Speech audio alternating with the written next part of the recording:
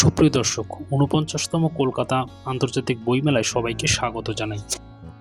এই বইমেলা জানুয়ারি মাসের ২২ তারিখে শুরু হয়েছিল এবং চলবে ফেব্রুয়ারি মাসের ৩ তারিখ পর্যন্ত।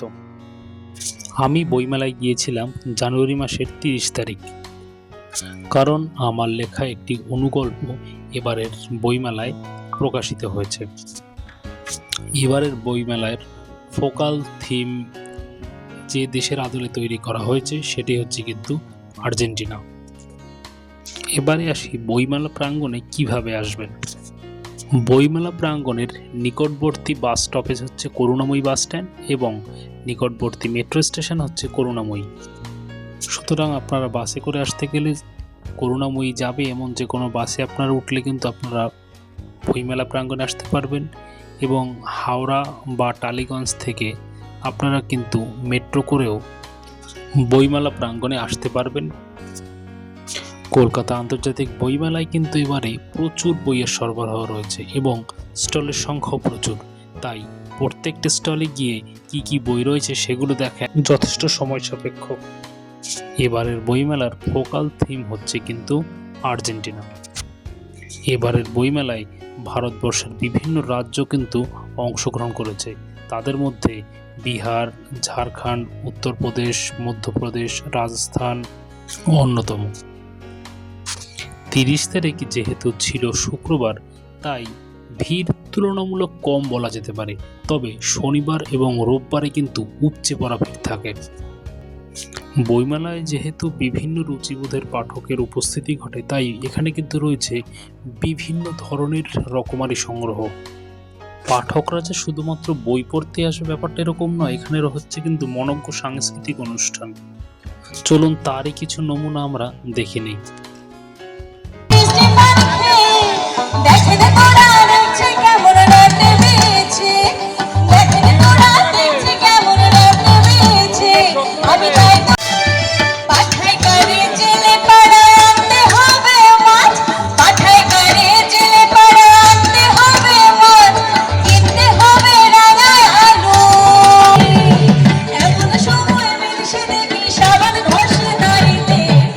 তো কিছু সময় লাইভ প্রোগ্রাম উপভোগ করার পরে আমি কিন্তু চলে যাই শ্রীমতী মমতা বন্দ্যোপাধ্যায়ের লেখা কিছু বইয়ের স্টলে।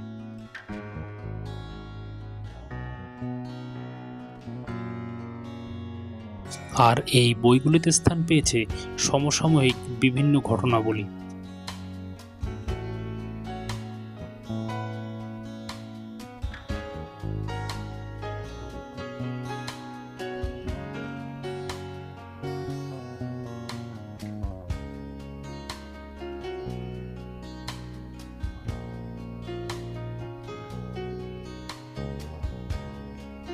পাশেই চলছিল জেআইএস ইউনিভার্সিটির একটি লাইভ প্রোগ্রাম, সেটা উপভোগ করি।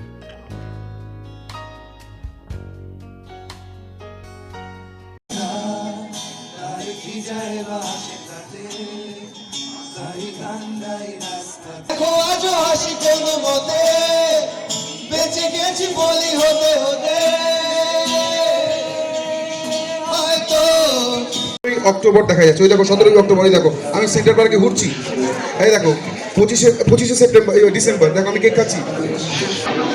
এরপরে আমি আমার যেখানে বই প্রকাশিত হয়েছে অর্থাৎ বর্ণাক্ষর সাহিত্য প্রকাশন সেখানে আসি এবং সেখান থেকে আমি আমার সৌজন্য সংখ্যা এবং সম্মাননাপত্র গ্রহণ করি।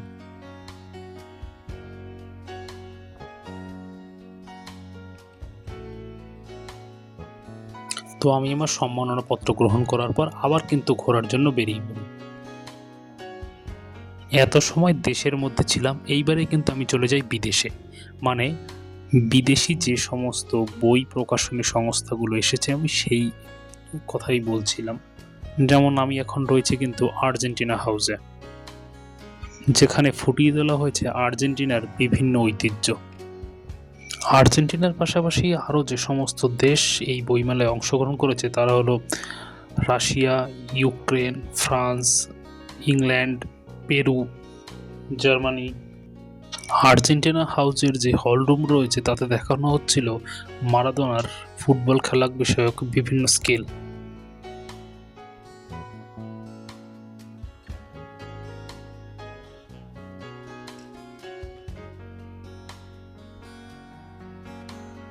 এখন আমি যেখানে রয়েছি সেটা কিন্তু এক প্রকার বলতে গেলে বিদেশেই রয়েছি, কারণ এবারের বইমেলায় অন্যান্য যে সমস্ত দেশ অংশগ্রহণ করেছে এটা কিন্তু তাদের স্টল।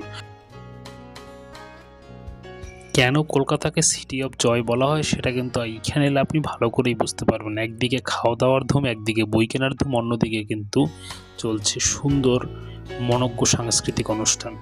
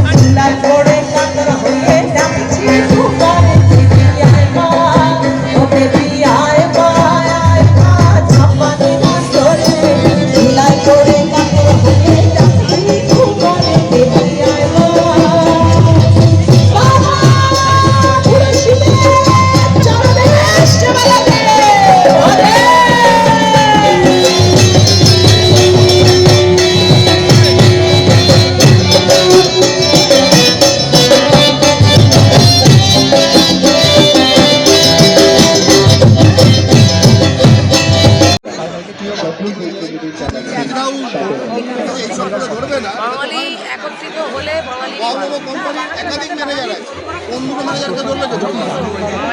যাই হোক, কথা বলতে বলতে একদম ভিডিওর শেষ পর্যায়ে চলে এসেছি। এত সময় আমার সঙ্গে থাকার জন্য ধন্যবাদ। হ্যাঁ, ফেব্রুয়ারি মাসের 3 তারিখ পর্যন্ত বইমেলা চলবে। অবশ্যই 584 নম্বর স্টলে আমার সেই প্রকাশিত অনুগল্পটি রয়েছে, স্মৃতির অন্তরালে বইয়ের নাম। আপনারা দেখুন, ভিজিট করুন, আর অবশ্যই বইমেলা দেখুন। প্রচুর এনজয় করুন, জমিয়ে মজা করুন। ভিডিও সম্বন্ধে কোনো মূল্যবান মতামত থাকলে অবশ্যই আমাকে কমেন্ট সেকশনে জানাবেন, এবং আপনার মূল্যবান সময় দিয়ে এই ভিডিওটি দেখার জন্য অসংখ্য ধন্যবাদ। আমার ভালো থাকবেন, সুস্থ থাকবেন, এবং অবশ্যই আপনাদের সঙ্গে দেখা হবে পরবর্তী কোনো একটা নতুন ভিডিওতে। ধন্যবাদ।